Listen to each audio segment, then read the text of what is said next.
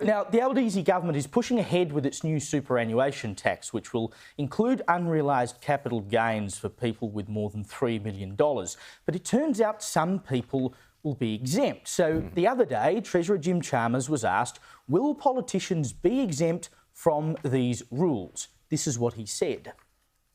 So will the likes of Peter Dutton and Anthony Albanese, who both entered Parliament before 2004, be subject to these super tax increases? Yes, and we've made that clear. You read from time to time on social media that somehow politicians on the old scheme before 2004 have somehow been exempted. That's not the case. Politicians on defined benefit will be impacted if they've got very substantial balances by the changes we're proposing.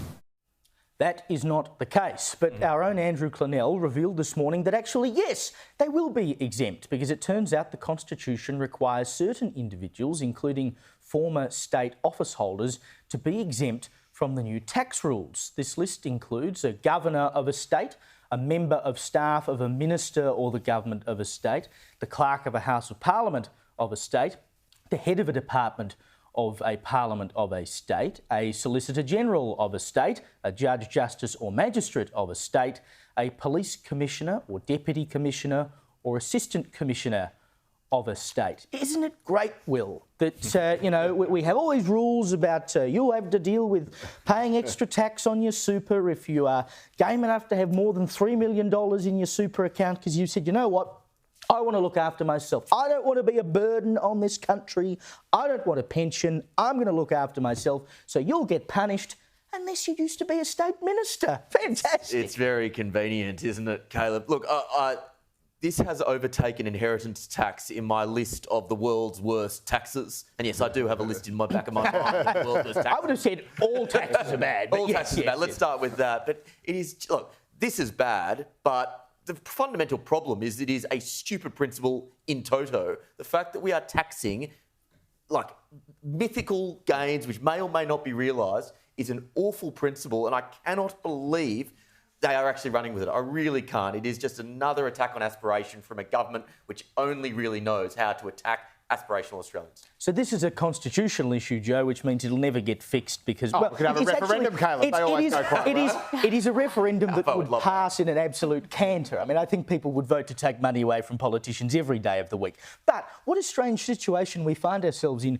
where it is actually unconstitutional to tell politicians that they should have to follow the same rules as the rest of us. It is very, very weird. It's actually one of the reasons why I don't like Bills of Rights, because you can find something that is framed, if it's in a state constitution, it could have been framed in the 19th century. If it's a federal constitution, obviously it's more than 120 years old. And there's just no way of foreseeing a situation like this. How could people 120 years ago possibly even have a concept of superannuation, let alone how to tax it? So I think that is, so again, that is one reason why you want what the Australian constitution usually is, which is something that is flexible and basically says, look, here's how you here's how you resolve all your problems. We're not going to say what the right answer is, but here's a parliament, here's a Senate, and you can have a double dissolution, and if that doesn't sort it out, you can talk to the governor and he'll sort you out.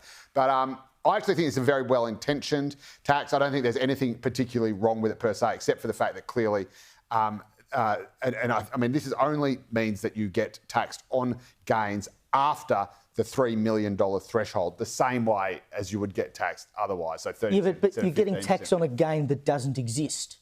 There is no actual profit unless you've cashed in the asset.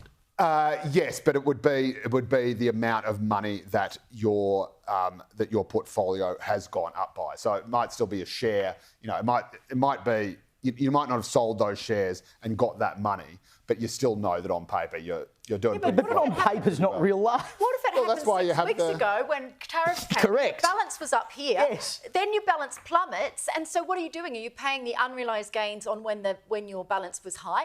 The other massive problem with it is that all of us, even if we don't have a balance of $3 million, is that we are going to pay for this because the compliance work that has to be done behind the scenes is so enormous. This is not just one actuary going through and just, making an algorithm for making it work.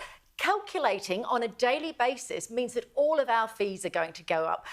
Obviously, all these people that you said on that long list, they're going to be exempt, but the rest of us will have that knock-on. Also, bracket creep and gains. Correct. A 22-year-old right now will be up to $3 million by the time they reach retirement age. Exactly.